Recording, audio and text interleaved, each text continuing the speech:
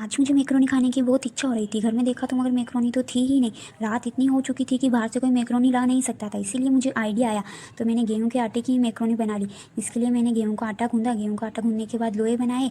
लोहे बनाने के बाद रोटी की तरह बेल लिया। रोटी की तरह बेलने के बाद फिर हमने रोटी के 4 हिस्से कर लिए। रोटी के 4 हिस्से करने के बाद बीच बीच में से भी उनको कट कर दिया, 4 हिस्सों को भी, क्योंकि हमारे को मैक्रोनी का शेप देना है ना, इसीलिए एक एक करके हम चारों हिस्सों को भी काट लेंगे बीच बीच में से। ये देखो, हमने ऐसे चारों हिस्सों को काट लिया। अब मैं इसको मैक्रोनी का शेप देती हूँ। मैंने तो ऐसे मैक्रोनी का शेप दिया है क्योंकि मुझे ऐसे ही मैक्रोनी का शेप देना आया था। दूसरी तरह से मुझसे मैक्रोनी नहीं बनी, इसीलिए मैं एक एक करके सबको मैक्रोनी का शेप दे देती हूँ। ये देखो, मैंने इतनी सारी मैक्रोनी बना ली है।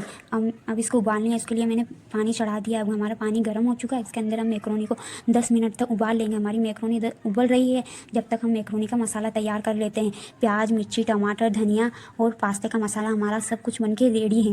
ये देखो, हमारी तो मैक्रोनी भी उबल चुकी है। अब हम मैक्रोनी को बाहर निकाल लेंगे। हमने मैक्रोनी को बाहर निकाल ली। अब मैक्रोनी बनाने के लिए हमने कढ़ाई चढ़ा दी।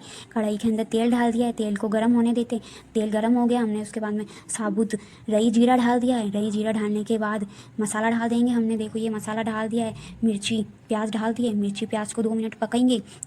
मिर्ची प्याज पक रहे हैं हमारे, फिर हम उसके अंदर एक एक करके और सारे मसाले डाल देंगे, जैसे कि हल्दी हो गई, फिर मिर्च हो गई। देखो, अब मैं डाल रही हूँ हल्दी मिर्च का पाउडर। हल्दी मिर्च का पाउडर डाल रही हूँ। फिर इसके अंदर पानी डाल दूँगी, जब तक ये पक जाएगा 2 मिनट तक। अब हम इसको 2 मिनट तक पकाएंगे। पानी डालने के बाद फिर हम एक एक करके और दूसरे मसाले भी डाल देंगे, जैसे कि नमक हो गया। ये देखो, अब मैं इसके अंदर नमक वगैरह सब डाल दूंगी धीरे धीरे करके, क्योंकि ये जले नहीं ना, इसीलिए मैंने इसमें पानी डाल दिया है। ये लो, मैंने इसके अंदर नमक भी डाल दिया है। ये देखो, मैंने नमक डाल दिया है इसके अंदर। धनिया पाउडर डाल दिया है। अब जीरा पाउडर भी डालना है इसके अंदर। देखो, मैंने जीरा पाउडर भी डाल दिया है।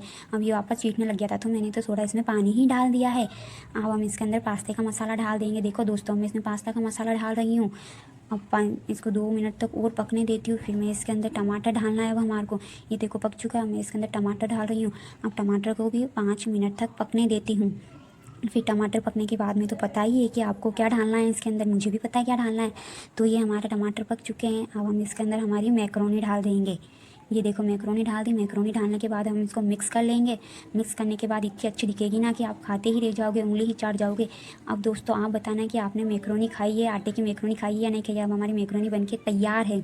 अब मैं मैक्रोनी को खा के देखती हूँ कि हमारी मैक्रोनी कैसे बनी है, कैसे नहीं बनी है, क्योंकि मैं भी आटे की मैक्रोनी पहली बार खा रही हूँ। इससे पहले मैंने नहीं खाई थी, क्योंकि मेरे घर में मैक्रोनी ख़त्म हो गई थी ना, इसीलिए। मैक्रोनी तो बहुत स्वादिष्ट बनी है। ये आटे की बनाई है मैंने भी पहली बार, इसीलिए दोस्तों आप भी खा के देखना, नहीं खाई हो तो, कि आटे की मैक्रोनी कैसी लगती है।